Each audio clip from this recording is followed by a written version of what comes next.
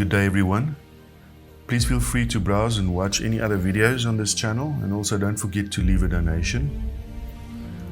Today we'll look at what animals ate before the flood, and we'll also end this series called the Garden of Eden.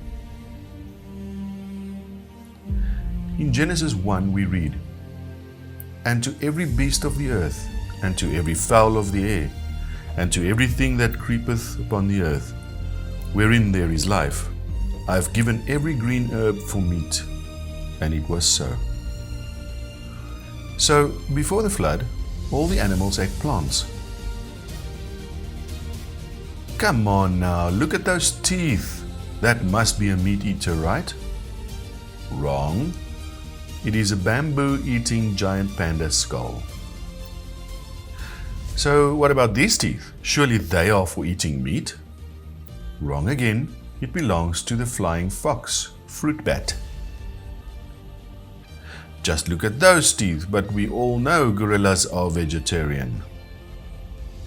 So don't let people tell you that because the canine teeth are elongated, therefore it must be a meat eater. We saw that the Bible said that all creation ate plants before the flood. So when did it change? Well, after the flood, God told Noah and his sons, and I quote, "And the fear of you and the dread of you shall be upon every beast of the earth, and upon every fowl of the air, upon all that moveth upon the earth, and upon all the fishes of the sea. Into your hand are they delivered. Every moving thing that liveth shall be meat for you, even as the green herb have I given you all things." So animals became afraid of man only after the flood. Before the flood, they had no reason to be afraid of man because all living things were herbivores. The second thing that changed was that we were now allowed to eat meat. So it is okay to eat meat, and I do eat meat myself, but it does cause suffering in this world. The animal has to suffer for me to be able to eat it. Paul said, "For I reckon that the sufferings of this present time are not worthy to be compared with the glory which shall be revealed in us. For we know that the whole creation groaneth and travaileth in pain together until now." Of course, there are pain and suffering in this world. Darwin himself wrote, and I quote, "I am bewildered. I had no intention to write atheistically, but there seems to be so much misery in this world.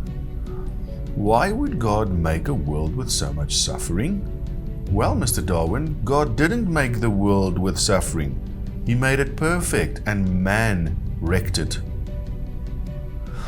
But Darwin said in his book, "Thus, from the war of nature, from famine and death, the most exalted object which we are capable of conceiving, namely the production of higher animals, directly follows."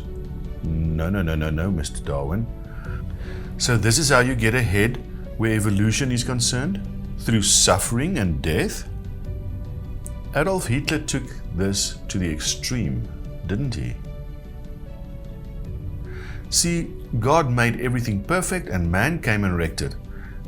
When God finished the creation, He said that it was very good. The lions did not eat the zebras. By one man, sin entered into the world, and death by sin.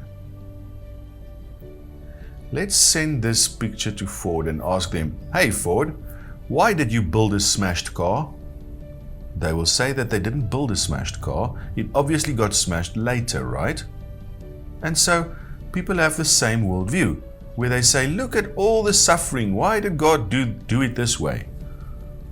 This is not God's doing. We currently live in a junkyard. It's a broken creation, and it is not how it was created in the first place. The good news is that God will make it all right again. He promised that. "The wolf also shall dwell with the lamb, and the leopard shall lie down with the kid, and the calf and the young lion and the fatling together, and a little child shall lead them." A child leading a lion and a leopard? Well, yes, as long as you give them grass. I know they don't eat grass now, but they will. Isaiah 11 verse 7 says, "And the cow and the bear shall feed, their young ones shall lie down together, and the lion shall eat straw like an ox." When God fixed creation again, the child shall die 100 years old, according to Isaiah 65 verse 20. You see, according to Scripture, we will reign and rule with Christ for 1,000 years, and then God will create new heavens and a new earth. This is prophesied all over the Bible.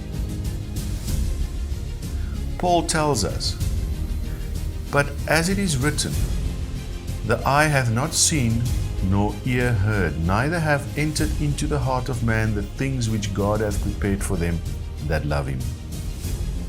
In other words, heaven will be like you are not able to even imagine. Let me give you an example.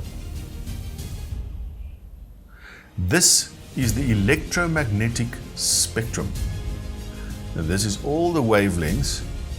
You know, radio waves, microwaves, including the small piece in the middle called light. Your eye picks up these vibrations and your brain translates it into pictures, or in this case, colors. Suppose we got into heaven and God gives us new eyes that can see the entire spectrum. That means there will be brand new colors, not variations of what we are used to. Colors no man has ever seen before. I think it would be great to be part of what God has planned for me. As always, thanks for watching, and please don't forget to leave a donation. Instructions on how to do so will follow.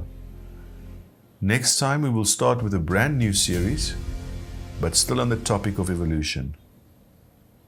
God bless. Thanks for watching. If you enjoy our videos, please leave a like and subscribe. Don't forget to click the bell icon to be notified of our next video. You can help us create better videos by leaving a donation on Patreon. The link is in the description. Thank you. We hope to see you next time.